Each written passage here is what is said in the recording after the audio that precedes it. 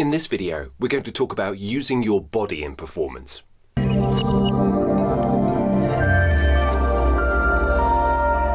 When someone acts in theatre or film, then it's essential that they use their physicality because people will be seeing them as well as hearing them. And it's a visual medium as much as it is an aural one as well. So even if someone chooses to be static in terms of their character choices, that is still a physical performance that communicates something to an audience. And so when we try and translate this into voiceover and how physicality may apply and affect it, obviously there are certain genres like animation and video games especially, where you are dealing with characters who are quite often in extreme states and they're dealing with extreme emotions. And as a result, the physicality needs to be able to mirror that so that you can make believable sounds as opposed to self-conscious ones instead. You quite literally are asked to do efforts at the end of most video game recording sessions, which is literally sounds that your character would physically make if they're being killed or if they're being hit or if they're being upset, all of these kind of things. And they're like the sinew which holds together the muscles of the actual performance in terms of making it credible. It's with these humanizations. But when we think about more traditional forms of voiceover, as opposed to voice acting, if you want to make that distinction, it can be a bit tricky to know exactly how to apply your physicality to a corporate text or to a commercial text in quite the same way. Those of us who might have some acting background, acting training, may instinctively apply certain methodologies that we've learned or discarded. It could be a movement one like Laban, in different states like that, or it could be any other kind of external, Patsy Rodenberg's 3 circles, which is a vocal technique, but it applies to your physicality as well. These are all tools that we can use. But for people who don't come from that background, who maybe don't have that vocabulary, or that's just not how they work instinctively, we need to find different tools of how to apply this to commercial and corporate and narration text. And obviously, even with something like an audiobook, the narrator needs to make very clear choices about each character in terms of their vocal placement and their physicality so that they all sound distinct even with the same voice. Well, to start with, the biggest takeaway is that we need to accept that every single text has an emotional aspect to it, an emotional point of view, how you feel about what you're saying. And even if that's the driest e-learning text possible, then well, potentially maybe your narrator's bored. I mean, hopefully that's not going to be a particularly great choice to use, but some people ask for that as well. So there is always a choice to be made, and that needs to be reflected in your physicality.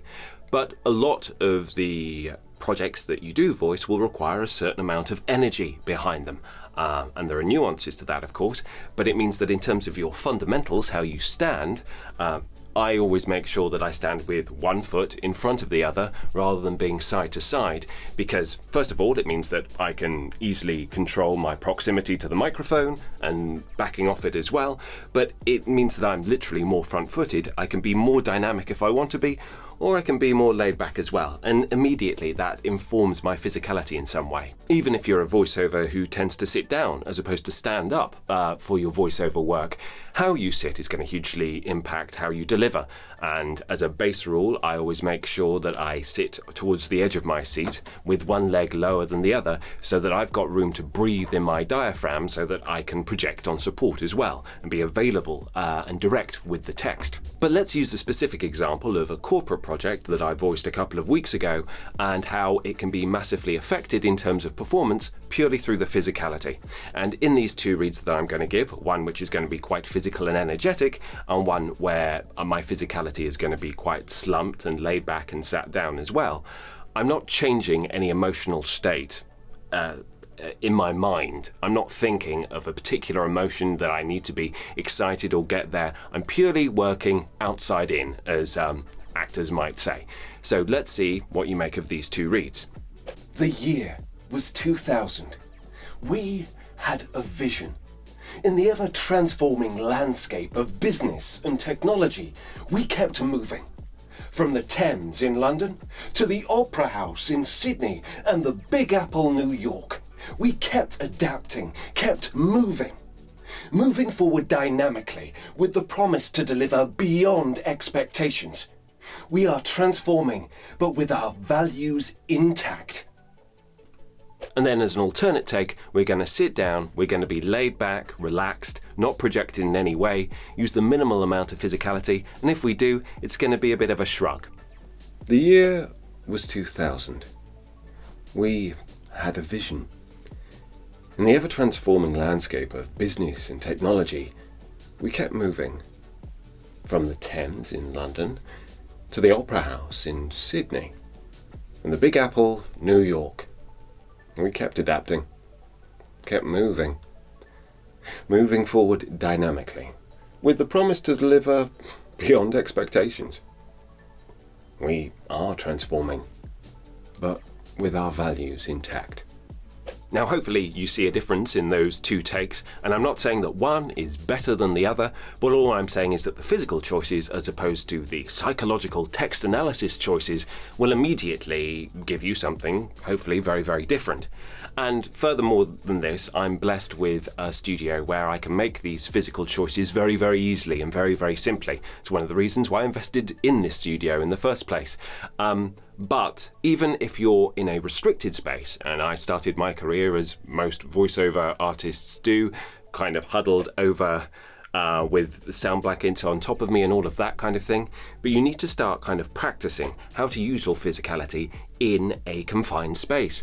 So even if that means you're gesticulating but with your arms to your sides in some kind of way, or just to be able to increase and decrease speed or inflections, then even little hand pointing gestures, imagining that you have a sock puppet or that you're suffering some form of mental illness, all of these things actually can really help in terms of breaking out of a instinctive read to your text so that you can add a second or a third take very, very simply without having to sit and analyze things. You can even take this one step further, or arguably more subtly, and just change what you wear and see how that impacts your physicality.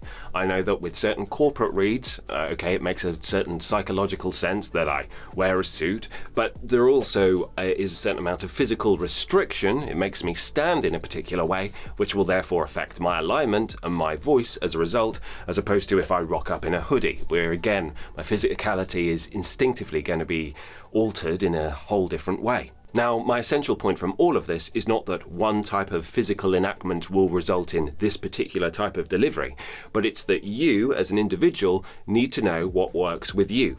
You need to experiment with all of your physical extremes, essentially, and then see how that just organically affects your voice so that you can then have a whole palette of acting options available to you, and it's something that completely takes your mind out of the equation. It's, again, like I say, outside in rather than inside, psychologically working out into an interpretation of the text, and that can be very handy. Discovering our own physical triggers and how different changes affect us is crucial, because we've all been in that situation probably where someone tells you to smile, to give a warmer vocal delivery. And for some people that works and it's fantastic, but for other people it feels as if you're being forced to wear clothes that you really don't want to, and it becomes forced, it becomes more tense as a result. It's not going to work for absolutely everybody. So you need to find what kind of physicality that is going to get you to that warmer, happier, more approachable, more conversational read, so that when you get that direction of, yeah, just say it again, but could you do it with a smile, that you can make that adjustment so that you can get that result much quickly and nod and say, of course, how high do you want me to jump, rather than grimace and push on through it and come across as an actor who can't take direction. I hope you found this video of some use to you and some interest at least, and if you do have a particular physical technique that you use for voiceover that I haven't mentioned here, then please do comment below, because I would love to kind of like add that to the conversation as well. Please do like and subscribe, spread the word, all of that jazz, and I look forward to seeing you next time.